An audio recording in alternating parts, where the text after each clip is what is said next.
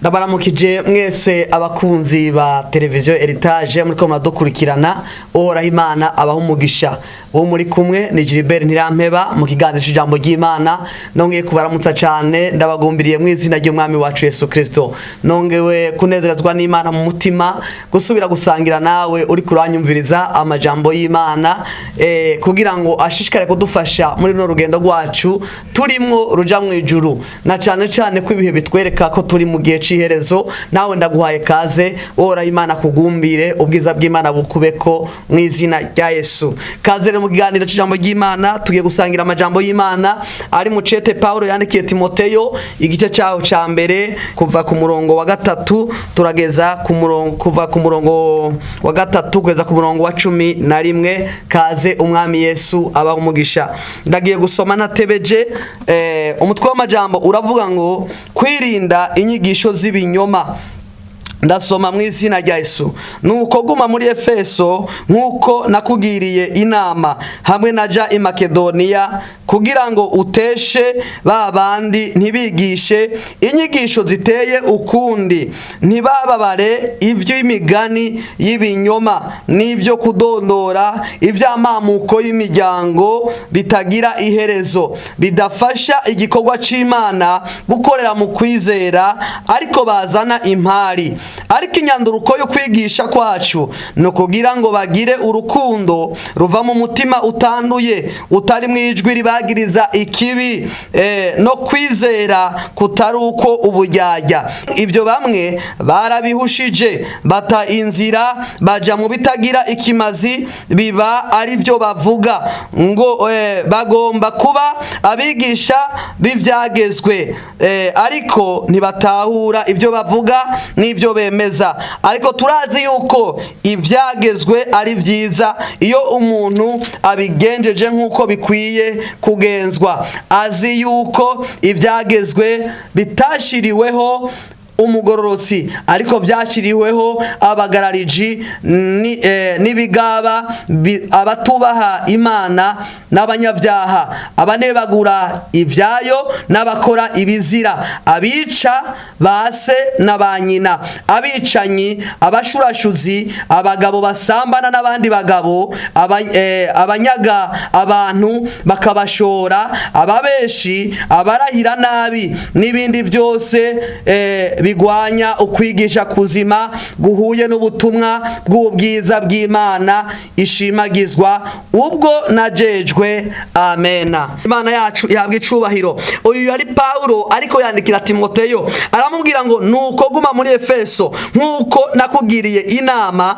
hamwe naja i Makedoniya kugira ngo uteshe babandi ntibigishe inyigisho ziteye ukundi mwene data uri kuranyumviriza ndagoma ngo wumvirize ubutumwa bwiza niba uri kurasenga muri kino gihe wumvirize ubutumwa bwiza budateye ukundi ariko wumvirize ubutumwa bukwemeza yuko turiko turasenga Imana data na Yesu Kristo umwami wacu turi mu bushobozi bwa mpwemu yera umuhuza wacu n'Imana Imana yacu ihabwa icubahiro aha rero Paulo yagerageje kubwira Timoteyo umuhungu wiwe mu buryo bw'impwemu yari yaramureza mwigisha mu vyazo ubutumwa bwiza ariko amaze kumutuma hariya muri Efeso aramubwira ati ugerageze nkugiriye inama hamwe na Makedoniya kugira ngo uteshe babandi ntibigishe inyigisho ziteye ukundi muri ico gihe Paulo yagerageje kubwira Timoteyo kugira ngo agwanye inyigisho ziteye ukundi zitavuga ubutumwa bwiza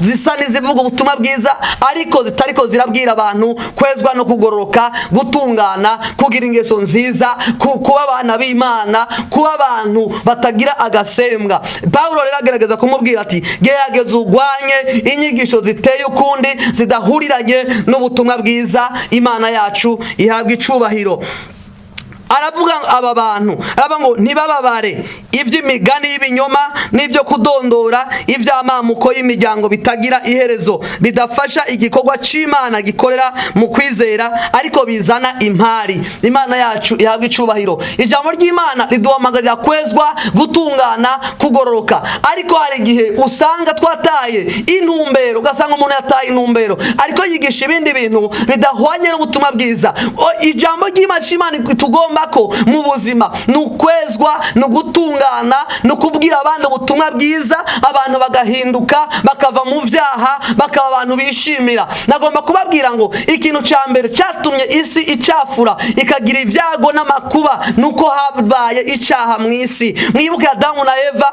bari muri Edeni, bari bamerewe neza. Imana yabaremeye buri kintu cyose gishoboka, Imana yabaremeye buri kintu cyose kigenda neza, ariko ikintu cyaje kutuzanira imiruho, imibabaro, kugirirwa nabi, kumererwa nabi, kubyara umuntu arushe, kugira ibibazo bidasanzwe byavuye ku caha. Ariko rero Paulo yari kwabwira Timoteyo ati gerageza ubabwire ntibagire ibindi bintu bigisha abantu, bababwire guhinduka, bababwire ko abantu bubaha Imana, bababwire ko abantu basenga, ntihagire ibindi bintu bavangamwo. Ariko ati ntihagire izindi nyigisho ziteye ukundi. Imana yo mu ijuru idufashe cyane. Hari inyigisho zikenewe kuvugwa. Uyu mutwe w'amajambo tubwiye ngo kwirinda inyigisho z'ibinyoma. Ayagerageje kubwira umuhungu we Timoteyo ati ubabwire ntibifatanye n'izindi nyigisho z'ibinyoma, cyane ngo bifatanye ngo ntibababare ivy'imigani y'ibinyoma n'ivyo kudondora ivy'amamuko y'imiryango bitagira iherezo, bidafasha igikorwa c'Imana gikorera mu kwizera, ariko bazana impari. Ugerageje kumviriza ivyo ijambo ry'Imana rivuga, ushobora gusanga hari izindi nyigisho zogomba kuza mu mutwe wawe, kandi izo nyigisho atari iz'ukuri kw'ijambo ry'Imana. Ijambo ry'Imana yatubujije ngo ntitubabare imigani y'ibinyoma n'ivyo kudondora ivy'amamuko y'imiryango bitagira iherezo, bidafasha igikorwa c'Imana gikorera mu kwizera, ariko bizana impari. Ijambo ry'Imana ritubwira guhinduka. Nta mpari yo guharirana ngo nanaka ngo we ni ukijijwe, ngo we ni udakijijwe, canke ngo wowe ngo wizera sivyo. Oya, icyo Imana itubwira ni uguheba icaha, hanyuma tukizera umwami Yesu. Yesu Kristo niwe nzira n'ukuri n'ubugingo, kandi yarabivuze ngo ni jewe nzira n'ukuri n'ubugingo, nta ushika kwa data ntamushikanyeyo. Izindi nyigisho zose sivyo. Nta muntu yo gusengera kubwo butunzi ufise ngo nibwo bwotuma uja mu ijuru. Nta muntu yo gusengera kubera ko usa neza ngo nico cyotuma uja mu ijuru, kubera ko wambara neza. Oyaye, canke kubera ubaha, canke uva mu muryango uyu n'uyu. Ijambo ry'Imana riratubwira ngo amacakubiri y'amoko yakuweho n'umusaraba. Yesu rero Imana ihumekeye muri Paulo abwira Timoteyo, atumviriza Timoteyo, ubabwire n'ibiteye imigani y'ibinyoma n'ibyo kudondora ivy'amamuko y'imiryango bitagira iherezo, bidafasha igikorwa c'Imana gikorera mu kwizera, ariko bizana impari. Mwene data mukundwa, iyo uhuye na mwene so mwaba musangiye aho musengera cyangwa mudasangiye aho musengera, ntimuharire ivy'ukwizera, ivyo gukizwa.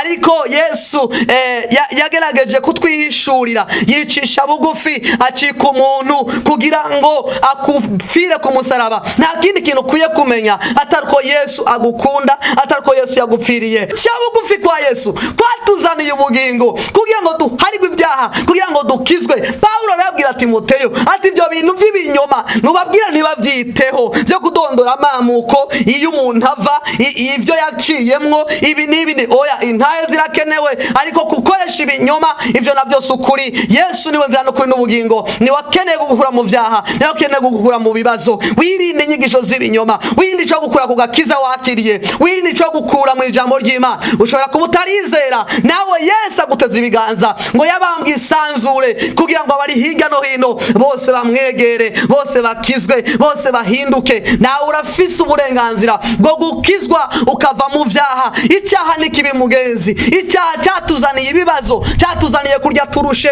cyatuzaniye kwicwa rubi. Ingwara ntizari kubaho, twari kuba tumerewe neza. Ubwicaye ntibwari kubaho, twari kuba tumerewe neza. Ariko Satani umwansi w'Imana azana icaha kugira ngo abantu bamwe bavuga ibinyoma, abandi bagwanye Yesu, abandi bagwanye inzira y'uhoraho. Ariko ndakubwira ngo ikintu cyose kiza kukubwira, kuko ijuru ni ryabejejwe, icyo za kukubwira ibintu byose bisa n'ubutumwa bwiza. Atakubwira guheba icaha, atakubwira kuva mu ngorane mbi. Icaha nico kibi, giteza ibyago byose, giteza ibibazo byose. Ni wagororoka. Umuririmbyi aravuga ngo nta mugorotsi yahebwe, n'ijambo ry'Imana ryarabivuze ngo nta mugorotsi yahebwe. Nawe niwagororokera Imana izokugirira neza. Wa gatandatu uravuga ngo murongo wa 5 uravuga ngo ariko inyanduruko yo kwigisha kwacu no kugira ngo bagire urukundo ruva mu mutima utanduye utari mwijwi ribagiriza ikibi no kwizera kutari ukuburyarya. Imana yacu ihabwa icubahiro. Nshuti yanje mukundwa, iri jambo ry'Imana ko ndakubwira, ndagomba yuko ugira urukundo ruva mu mutima utanduye, ukerekana ko ukundana. Imana niyo rukundo, ko wizera Imana ufise urukundo ruva mu mutima utanduye. Hari igihe umuntu akora ibikorwa ukamengo ni ibikorwa byiza, ukamengo ni ibikorwa by'ubuntu, ukamengo ni ibikorwa byo gufasha abantu, akaraba abagwaye mu bitaro, agakora ibintu byose, agafasha abandi mu kibano, agakunda abantu. Ariko nagomba ndakubwire ngo niyo utizera umwami Yesu, ivyo bikorwa byose uri kurakora byose ni impfa gusa, byose naco vyomara. Umuwo kubwira ngo gora ibi nibi nibi, ivyo bikorwa byose bitari mu mwami Yesu byose nubusa gusa, byose naco vyomara, byose bizokuviramwo kurimbuka. Ariko ndakubwiye ngo ni wakora ibikorwa by'urukundo, ugakunda abandi, ugakora ibintu byose wizera umwami Yesu, urakira kandi uzomererwa neza kandi uzohezagirwa. Amasezerano yose ariho nayiwawe. Yesu yaravuze ngo imuhira kwa data hari amazu menshi, ngo ntango yaba atariyo ngo mba ndabibabwiye. None Yesu yaguhaye isezerano. Isezerano rya mbere ufise ni ryo kubona ubwami bw'Imana. Isezerano rya mbere ufise ryakuye Yesu mu ijuru niryo kugira ngo mwizere hanyuma uzobone ubugingo budashira. Imana yacu nihabwe icubahiro. Rwana intambara nziza yo kwizera, wirinde ibinyoma byose by'iki gihe byoza bigwanya ukuri kw'ijambo ry'Imana. Bamwe bagasigura ibi, abandi bagasigura ibi, abandi bagasigura ibi. Ariko nagomba nakubwire ikintu ca mbere nyamukuru no kwihana ibyaha. Imana ntizoraba ibyo twari dutunze mw'isi, Imana ntizoraba ibyo twari dufise, ariko Imana izoraba ko twejejwe, dufise imitima itanduye, dufise urukundo rutagira imitima yanduye. Imana yacu ihabwa icubahiro. Ritari mwijwi ritwagiriza ikibi ngo no kwizera kutari ukuburyarya. Urashobora hari abantu bashobora kugira ukwizera kuburyarya. Umuntu akavuga ngo je ndakunda Yesu, je ndizera umwami wanje, ariko ageza aho batamubona agakora ibyaha. Uko no kwizera kuburyarya, akaririmba ikorasi nziza, ariko ageze hariya agakora iby'ubugome bibi, ibintu bibi cyane. Uko no kwizera kuburyarya. Nubwo abantu batariko barakubona, Imana yoyo irakubona. Hindukirira umwami Yesu, azokugirira neza, azogutabara, azobana nawe muri izo ntambara nye nurimo, muri ibyo bibazo nye nurimo. Arahari ngo agukize muri izo ngorane nye nurimo, arahari ngo agutabare. Umwami wacu Yesu yamanukanywe n'ibyo biguhanze, yamanukanywe n'izo ntambara kugira ngo agwanye ukwigisha kose kw'ibinyoma. Imana yacu ihabwa icubahiro. Umurongo wa 6 aravuga ngo ivyo bamwe barabihushije bata inzira baja mu bitagira ikimazi, biba ari byo bavuga ngo bagomba kuba bigisha bivyagezwe, ariko ntibatahura ivyo bavuga n'ivyo bemeza. Imana yo mwijuru itubabarire cyane. Ijambo ry'Imana yatubwira ngo ivyo bamwe barabihushije batinzira baja mu bitagira ikimazi, biba ari byo bavuga. Imana ihabwa icubahiro. Wobura umuhombe hamwe woba wararose akaryo ko gusigura ijambo ry'Imana, hanyuma ntusigure ko Yesu agira neza, hanyuma ntusigure ko Imana yari mu ijuru n'isi izojana bayo ikabayicarika mu bwami bw'Imana, hanyuma ntuvuge ko mpwemu w'Imana yatanzwe kugira ngo abantu bose baronke ubushobozi, baronke ububasha, bashobore kuganira n'Imana. Wobura umuhombe nkuko Paulo yabivuze, aravuga ivyo bamwe barabihushije. Wobura umuhombe hamwe wohaguruka ugiye kwigisha amafaranga, ugiye kwigisha ubupfumu, ugiye kwigisha ubukorikori. Ariko nagomba ndakubwire ngo ibintu byose bizokugwaho, ariko umugororotsi azobona Imana, uwakurikiye Yesu azobona ubwiza bw'Imana. Imana yacu ihabwa icubahiro. Tugiye kurabariya mu gitabo c'Imigani igice cyaho cya 21 umurongo wa 6 uravuga ngo kuronkesha ubutunzi ururimi rw'ibinyoma ni nk'umuyaga uhita, ababurondera ngo baba barondeye urupfu. Umviriza, nta kindi kintu Imana ikurondera ko. Koresha ukuri, ukuri nako niko Kristo Yesu, niryo jambo ry'Imana. Ibinyoma naco vyomara. Ugasanga umuntu arihenze, arondeye ngene abaho, avuze ngo Imana ikoze ibi, ngo Imana igize uku. Oyaye, uko siko kuri. Imana niyakubwira ubivuge, ariko ntugerageze gushiramo ikinyoma ngo uhindukirize ngo urondere ubutunzi bwawe. Mwene data uri kuranyumviriza, mu kuri kwawe, mu gusenga kwawe, Imana izoguhezagira. Hari abantu benshi Imana yazamuye bavuye ku cavu nanje ndimwo. Imana ibaha ico kurya, ibaha ico kwambara, batiriwe barabesha, baciye bugufi bakarira ngo Mana ngirira neza, bakavuga ngo Mana ntabara, bagasenga mu mpemu no mu kuri. Imana irabazamura. Ariko ijambo ry'Imana ryatubwiye ngo kuronkesha ubutunzi ururimi rw'ibinyoma ni nk'umuyaga uhita, ni nk'umuyaga uhita, ngo kandi ababurondera baba barondera urupfu. Iri jambo ry'Imana yatubwiye gukurikira ukuri, niko Kristo Yesu, tukava mu vyaha tukazobona Imana. Imana yacu ihabwa icubahiro. Umurongo w'indwi uvuga ngo bagomba kuba bigishwa b'ivyagezwe ariko ntibatahura ivyo bavuga n'ivyo bemeza. Erega yarazi yuko aba bantu bo muri Efeso bariko bagomba kuvuga ibintu bitari ivyo, ibintu bigwanya Kristo Yesu. Ariko nagomba nakubwira, gerageza vuga ibintu vyubaka mu kibano cawe, umutware mwubakanye, mu bana bawe. Vuga Yesu, vuga ko agira neza, bamwizere, bamwakire. Bona utaramwakira uri umuhombe, kuko turindiriye kubona iyi si kugwaho, amafaranga ataye agaciro, yo amazu meza amaze guta agaciro, ivyigi by'agaciro byose bimaze kuvaho, umugorotsi w'Imana ajyanywe mu ijuru, abakoreye Satani barimbutse, bapfuye bavuyeho, ngo bazobabazwa ibihe bitazoshira, bazokwama bariko bararira. Nawe nshuti yanjye ndakubwiye ngo izera umwami Yesu, kwirikira inyigisho nzima. Urashobora kubwirwa ngo wakira ubuzima ngo bushasha, akira ubuzima bwiza, akira iki n'iki. Ivyo bintu si bibi, wakira ubuzima bwiza, ubwizere muri Kristo Yesu, ariko atari kwizera k'uburyarya, ariko wizeye ko umwami yagupfiriye. Niyo byogenda gute, niyo hoba uruhamo gute, uzomuvugira, uzomwemangira. Hari abantu benshi bagwaniye ubutumwa bwiza, baraciwe amazosi, abandi baterewe mu ngunguru z'amavuta, abandi barishwe n'ubutumwa bwiza kugira ngo bushike mu gihugu urimwo. Hari abamisiyoneri babitanze, batanga ubuzima bwabo. Ijambo ry'Imana riratubwira ngo Yesu niwe ariko arabivuga, ngo uzoshaka gukiza ubugingo bwiwe ngo azobubura, ngo ariko uzoheba ubugingo bwiwe ku bwanje azobukiza. Ni utaheba ubugingo bwawe ukishinga ibinyoma, ukishinga ibintu bitari byo, Yesu araza atora umugeni kandi nawe urasigara. Kandi ngo ari ingorane zibereye. Ijambo ry'Imana rirambwira ngo abantu b'imbere bazoba b'inyuma, kandi abari inyuma baba bari imbere. Nawe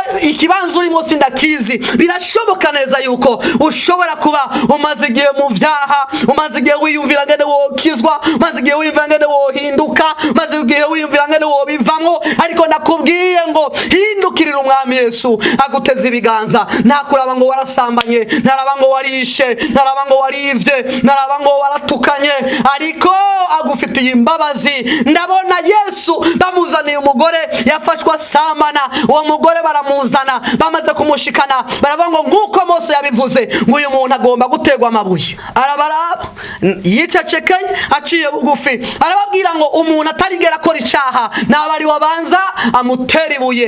Erega Yesu ararindira, ngo akirindiriye bose ngo bari barakoze ibyaha, abari bafise amabuye mu maboko baca batangura kuyarabisha inyuma, baba barayataye. Aravuga ati erega burya nanje naratsambanye, burya nanje nabeshe, burya nanje nakoze ca kindi ntibamfashe, erega nanje nakoze ibi. Aca aragenda, abamaze kugenda bariyonjorora, aca asigara ari wenyene, abura umuntu wo kumwagiriza. Imbabazi zakuye Yesu mu ijuru zituma avuga ijambo rikomeye ngo niwigire ntukongere gukora icaha. Uwo yaje gutegwa amabuye ntiyabagipfa. Yesu agukenera ubugingo bwiza. Ubusambanyi burimwo nta kindi bwo gukuramwo atari kukuviramwo umuriro udahera. Ubwicanyi ugenderamwo nta kindi cyo gutuma atari kugushira mu bugingo mu muriro udahera. Ariko Yesu yazanye ubugingo kugira ngo nawe ukurikire inyigisho z'ukuri, inyigisho zo guhinduka, inyigisho zo kwihana. No kubwira ngo akira ubutunzi ariko bukakwica, no kubwira ngo akira inzu nziza ariko kayiburiramo amahoro, no kubwira ngo akira imodokari ariko iyo modoka ikakwica, ariko no kubwira ngo ronka ibintu byose bishoboka, ivyo bintu ukabironka. Ariko umusiguzi aravuga ngo nta kintu nabonye munsi y'izuba ngo kibabaje nk'umuntu ngo Imana yahaye itunga ikamuha ikintu cyose mu byo yokwipfuje, ariko ngo uyimwima kubumbwa navyo. Imana ihabwa icubahiro. Ariko wizeye umwami Yesu azogwa kubumbwa n'ivyo ufise. Hindukira inyigisho nzima, umwami Yesu aguteza ibiganza. Imana yo mu ijuru iguhezagire, tuze tujane mu ijuru Kristo, tuze tunezeranwe, tuze twuzure ubuntu bw'Imana, kuko twirinze inyigisho z'ibinyoma zidukura ku mwami wacu Yesu Kristo. Imana yo mwijuru iguhezagire cyane. Umurongo w'umunani bavuga ngo ariko turazi yuko ivyagezwe ari vyiza iyo umuntu abigenjeje nk'uko bikwiye kugenzwa.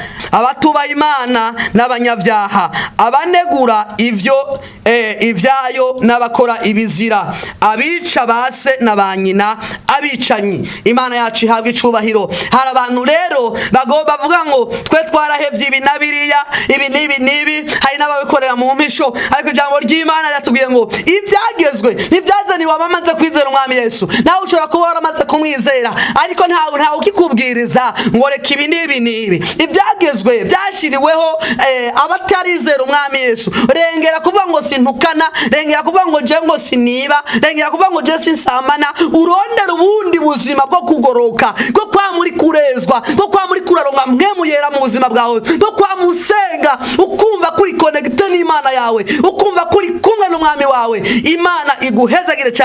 Ni warondera ukagira inzara n'inyota byo kugororoka, ukava mu bintu byo kuvuga ngo jewe ngo sinkigomba ngo sinicana, ngo jewe sinywa inzoga, ngo jewe simbesha. Oya, gerageza usubire urondera umwami Yesu, kandi igihe cyose umurondeye agusubizamo izindi ntege. Birashobora kumaza igihe utaja no gusenga ngo baragutsitaje, birashobora kumaza igihe utaja no gusenga ngo abana barakugora. Nta gwitwazo ruzobaho ngo akazi karangora, ibi birantwara. Oya, Imana ntawe ukubujije akazi. No ku kazi kawe urashobora gusenga, ugafata akanya ukavuga Imana, uri kurakora utuntu ukavuga uti Yesu ndagushima, Yesu ndagushima ko wangiriye neza, Yesu ndagushima ko wamfashije, kandi uri mu kazi kawe. Yesu azokumva, Yesu araguhezagira aho nyene. Ndagomba ngo buri muntu wese abeho asenga, abeho yizera Imana Data wa twese, umwami wacu Yesu Kristo. Ubushobozi bwa mpemu yera bugutwikire, bugusanga ahantu uri, usubizwamo intege, ukunde gusenga, wumva ubuntu bw'Imana buba muri wewe. Umwami Yesu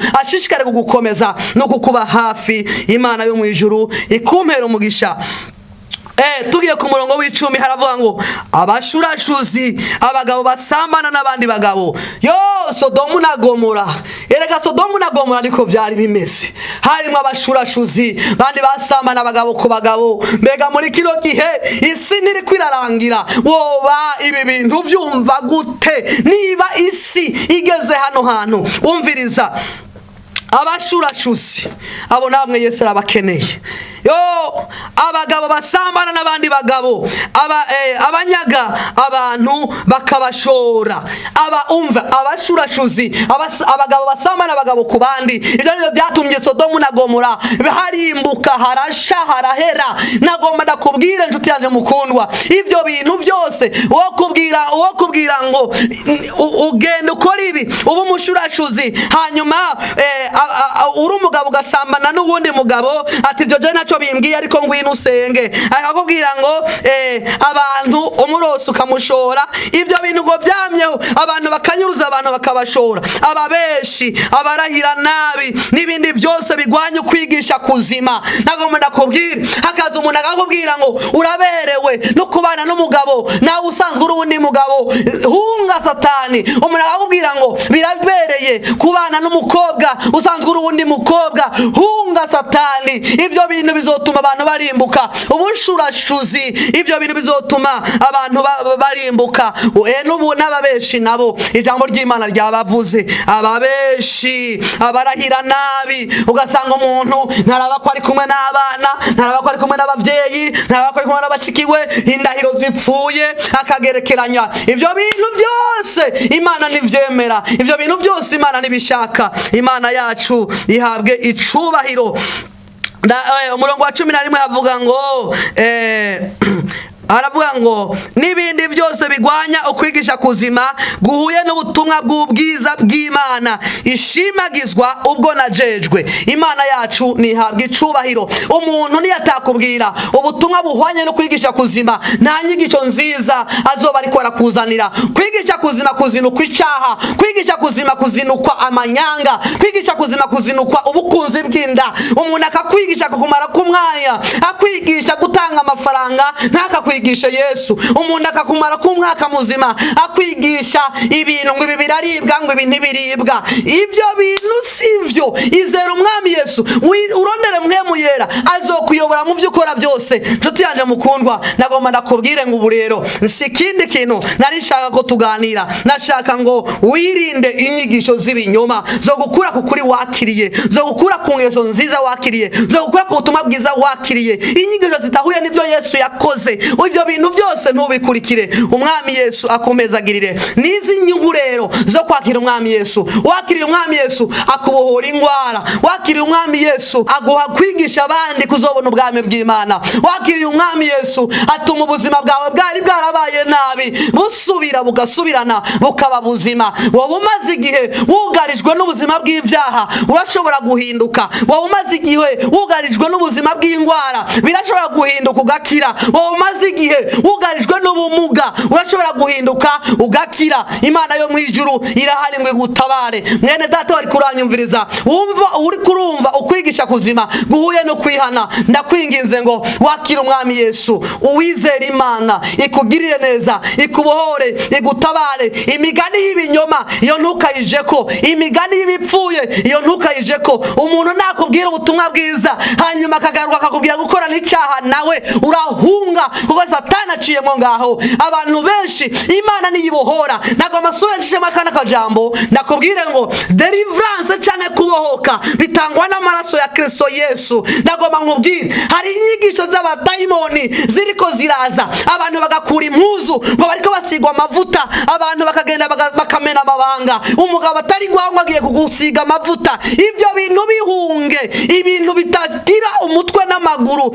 Ibyo sibyo Yesu yazanye, ariko umuntu wese yizera umwami Yesu arakira. Ubu nyene ngire kugusengera, ushobora kuba ugwaye kandi uratabagwa, ushobora kuba ufise umutwaro kandi uratabagwa, ushobora kuba ufise ibyaha ariko kandi urakira. Imbabazi z'Imana zirahari. Nagomba ndakubwire wewe wari kuranyumviriza, wakira umwami Yesu Kristo nk'umukiza wawe, arakugirira neza. Wewe wari umaze igihe uri kuranyumva, wewe wari kuranyumviriza, nagomba ndakubwire ngo niwizera umwami Yesu urakira. Nta kindi kituragishinga atarakuzobona ubugingo bwiza.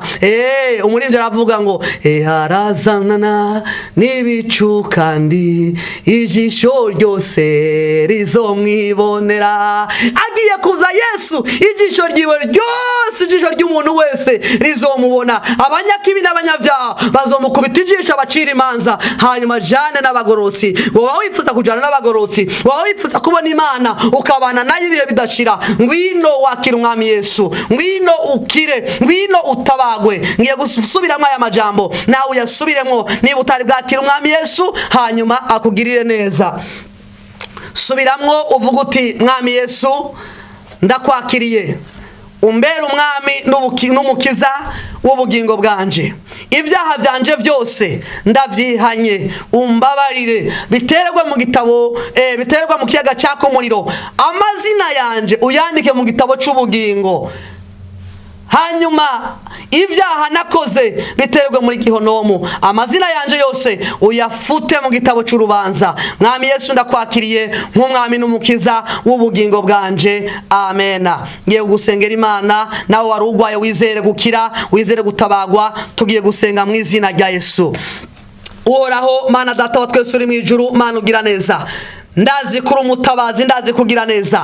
Mweretse mwami Yesu Kristo ubwoko bwawe. Mwami Yesu Kristo bariko barakurikirana amajambo yawe. Uwaragwaye yakiriye gukira mu izina rya Yesu Kristo. Mwami Mana yera, ndakwereka mwami Yesu Kristo uwaragwaye mu nda, amazigi afise ikintu kimurya mu nda, uwo nawe atabagwe. Abagwaye amafigo ndatura ngo bakire, abagwaye mu mutwe ndatura ngo nibabohoke, abari bagwaye amaguru ndatura ngo nibakire, abatewe n'imwemu mbi ndavuga mu izina rya Yesu Kristo bakire gutabagwa, bakire gukira. Imiyaga ikubitwe, imwe mu biz'abadayimoni zifatwe miri mu izina rya Yesu Kristo. Abatari bamazigiye mu vyaha, abo nabo bakira imbabazi z'Imana, ndavuga ngo nibaharigwe mu izina rya Yesu Kristo. Abivuje ntibakire, abamazigiye bivuza bazungurutse impande n'impande, ndavuga ngo ubushobozi bwa Kristo Yesu buguhaye gukira mu izina rya Yesu Kristo, buguhaye gutabagwa mu izina rya Yesu Kristo. Inkomezi z'Imana nizo zikubohoye, amaraso ya Yesu Yesu niyagukiza, ubwiza bw'Imana nibwo bugufasha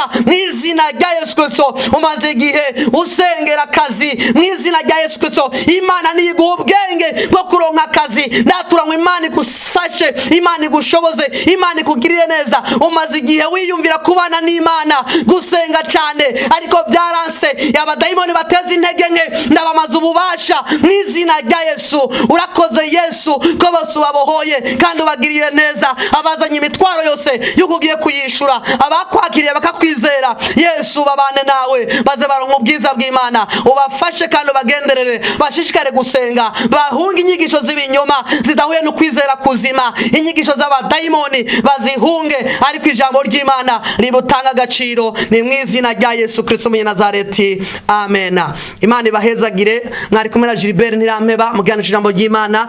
Abashaka guhamagara ku buryo bwo gusengerwa barashaka guhamagara kuri 71 145 148. Umwami Yesu abahezagire. Ora Imana bane namwe, amen.